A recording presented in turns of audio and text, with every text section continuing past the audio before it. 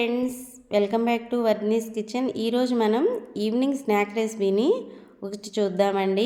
అప్పటికప్పుడు ఈజీగా కారం కారంగా పుల్ల పుల్లగా తినాలి అనిపిస్తే నోటికి కమ్మగా అలాగే అందరికీ టేస్ట్ నచ్చేలాగా ఇలా మిక్చర్ని అయితే ప్రిపేర్ చేసుకోవచ్చండి. దీనికోసం ముందుగా కళాయిని తీసుకొని డీప్ ఫ్రైకి సరిపడా ఆయిల్ని యాడ్ చేసుకొని హీట్ చేసుకోవాలి. ఇలా ఆయిల్ అనేది హీట్ అయిన తర్వాత అటుకులని యాడ్ చేసుకోవాలండి. మనకి మిక్చర్ ఎంతైతే కావాలో దాన్ని బట్టి అటుకులని యాడ్ చేసుకోవాలి. అటుకులు వెంటనే తీసేసుకోవాలండి. చూసారు కదా, ఇలా కలర్ వెంటనే చేంజ్ అయిపోతాయి.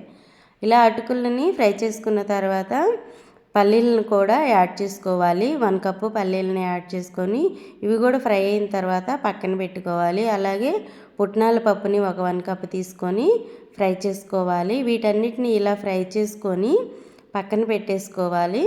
తర్వాత మనం 1 బై 1 కలిపేసుకొని మిక్చర్ని ప్రిపేర్ చేసుకోవచ్చండి. ఇలా మనం అన్ని పప్పుల్ని ఫ్రై చేసుకొని పక్కన పెట్టుకొని మిక్సింగ్ బౌల్లోకి తీసుకొని దీనికి 1 కప్పు ఆనియన్స్ని యాడ్ చేసుకోవాలి. అలాగే రుచికి సరిపడా కారంని యాడ్ చేసుకోవాలి.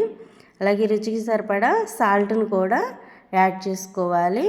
నెక్స్ట్ చాట్ మసాలా 1 టేబుల్ స్పూన్ని యాడ్ చేసుకోవాలండి. అలాగే 1 టేబుల్ స్పూన్ ధనియాల పొడి, కొత్తిమీర, అలాగే 1 మీడియం సైజు లెమన్ని ఇలా జ్యూస్ని పిండేసుకొని ఈ అటుకుల్ని స్మాష్ చేస్తున్నట్టుగా బాగా కలిసేలాగా ఈ మసాలా అంతటికీ బాగా పట్టేలాగా బాగా మిక్స్ చేసుకోవాలి.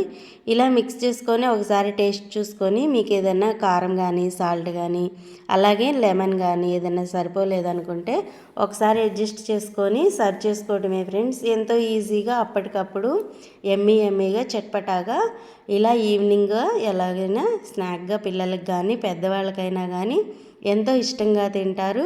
సో తప్పకుండా మీరు ట్రై చేసి నాకు మీ ఫీడ్బ్యాక్ని కామెంట్ సెక్షన్లో తెలియచేయండి. అలాగే ఇలాంటి మరెన్నో రెసిపీస్ కోసం మన ఛానల్ని సబ్స్క్రైబ్ చేయండి.